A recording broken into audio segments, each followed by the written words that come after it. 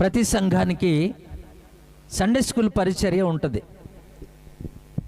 నేను కూడా చిన్నప్పుడు అంటే యవ్వన కాలంలో 100 మంది మరి సండే స్కూలు కలిగి 100 మందిని సండే స్కూల్లోకి నడిపించేటువంటి ఆ కృప దేవుడు నాకు ఇచ్చాడు. 100 మంది ఉండేవారు సండే స్కూల్లో. అప్పుడు నాకు పరిచర్యలోనికి రాలేదు. నేను పోతే మరి సండే స్కూల్ పరిచర్య అయితే చేశాను గుంటూరు పట్టణంలో.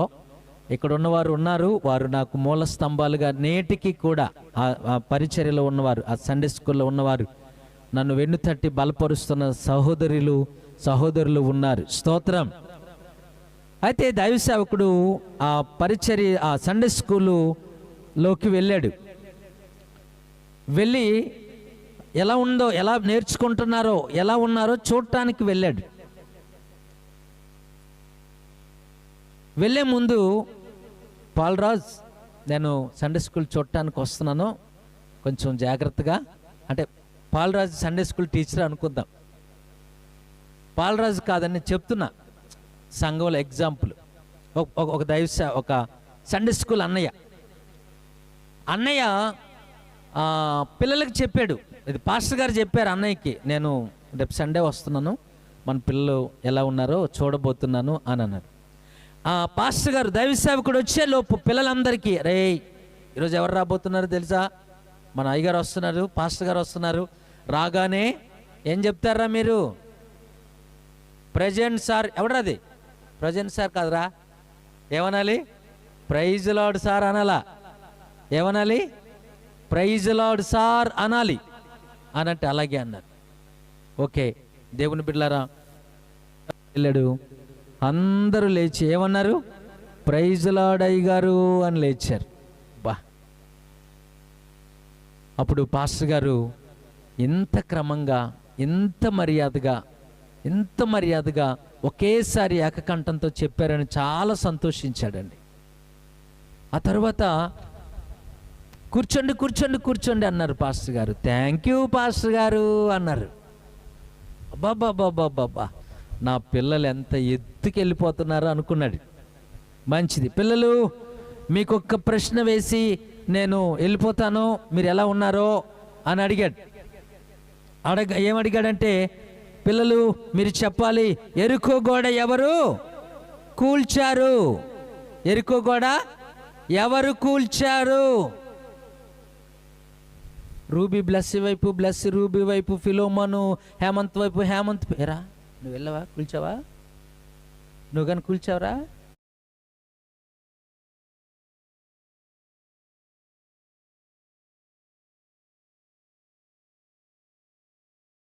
అరే నాకు తెలియదురా, నేను ఇంట్లోనే ఉన్నాను. అరే ఏయ్ ఎస్లీ నువ్వు వెళ్ళావా, నేను వెళ్ళలేదురా అన్నారు వీళ్ళు. ఎవరు, ఈ సండే స్కూల్ పిల్లలు ఏమంటున్నారు, అరే నాకు తెలియదురా. మరి ఎవరు పడేశారా, అయ్యగారు ఏమో గోడ ఎరుకో గోడ ఎవరు పడేశారా అని అడుగుతున్నారు. ఈ సండే స్కూల్ అన్నేమో, ఏమండి ఎరా నువ్వు పండు, నువ్వేమైనా, నాకు తెలియదు అన్నా అన్నాడు.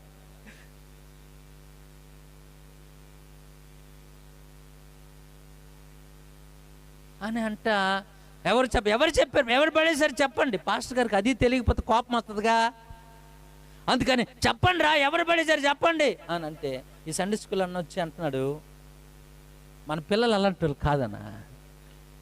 ఏంటంట, మన పిల్లలు అలాంటి వాళ్ళు, గోడలు ఎక్కరు, గోడలు పడేరు, మన పిల్లలు చాలా మంచి వాళ్ళు అంటున్నాడు. సండే స్కూల్ అన్న అంటున్నాడు, ఏమంటున్నాడు, మన పిల్లలు అలాంటి వాళ్ళు కాదులే పాస్టర్ గారు అని అంటున్నాడు. ఈలోపు పాస్టర్ గారితో పాటు వస్తారు కమిటీ, వస్తారుగా పాస్టర్ గారితో పాటు, పాస్టర్ గారులు వస్తారుగా, అసిస్టెంట్ పాస్టర్ గారులు వీళ్ళందరూ వస్తారుగా. అయితే వీళ్ళు పాస్టర్ గారు పద్దాక నాకు తెలియాల్సిందే ఎవరు పడేశారో, మీరు చెప్పాల్సిందే అని అంటూ ఉంటే, అప్పుడు సండే స్కూల్ అన్న ఏమన్నాడు, మన పిల్లలేమో అలాంటి వాళ్ళు కాదు అన్నాడు. ఈ పెద్దలు అంటారు, పాస్టర్ గారు వెంట వచ్చిన, పడితే పడేసారులే అన్న, ఖజానా డబ్బులు కట్టేద్దాం అంటున్నారు వీళ్ళు. అంటే ఎవరికి తెలీదు? అది మరి సండే స్కూల్ అన్నయ్యకి తెలియదు, పిల్లలకు కూడా తెలియదు. ఈరోజు క్రైస్తవ్యం ఆ రీతిగా ఉంది. ఎలా ఉందండి? వాక్యం తెలీదు,